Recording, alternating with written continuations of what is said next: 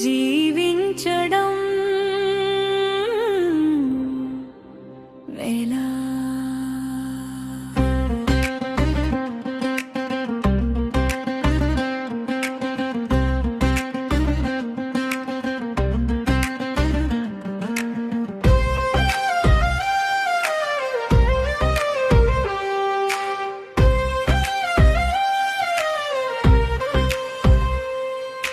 జీవించడం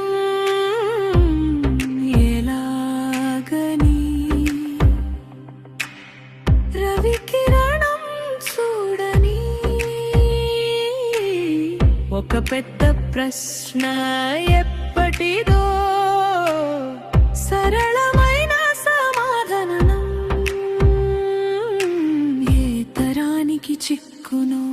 ఊహల ఊయల్లో జో కొట్టే కమ్మని మాటలు అనుభవంలోంచి నిలబడ్డ అంకురాలు ఊడలు తొడుకున్న ఎన్నో మహావృక్షాలు కిర్రు కిర్రుమంటూ యుగాలు దాటి ఎన్నో శబ్దాలు అవిశ్రాంతంగా వినిపిస్తూనే ఉన్నాయి.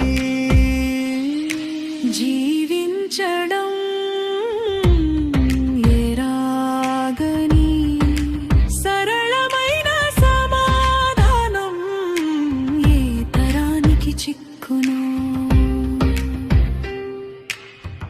వట్టి చేతులతోనే ఎడువైపు నుండి ఏ కారణం చేత బలాలతో ఎన్నో జీవులు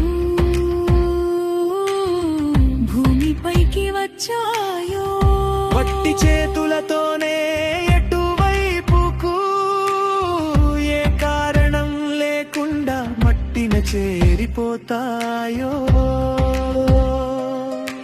జీవించడం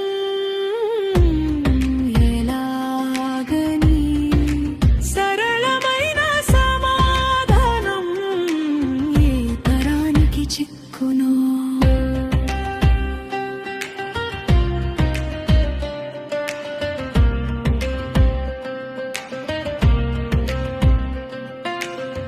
మనసుకు చుట్టుకున్న ప్రేగులు మెదడు నిండా సందు లేకుండా అల్లుకున్న కోరికల ఎన్నో వలయాలు నేను ఎంతో ఎత్తులో నిలబడి ఆహాల కిరీటం తలపైన పెట్టి ఏదో గెలిచానని వగచుటలోని జీవితం తేటగా తెల్లవారిపోయింది. జీవించడం ఎలాగని సరళమైన సమాధానం ఏ తరానికి చిక్కును?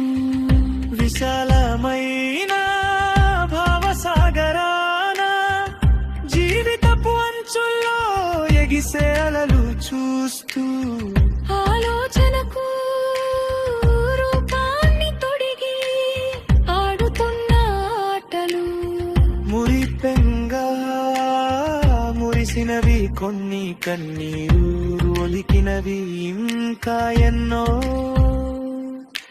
జీవించడం ఎలాగని సరళమైన సమాధానం ఏ తరానికి చిక్కును?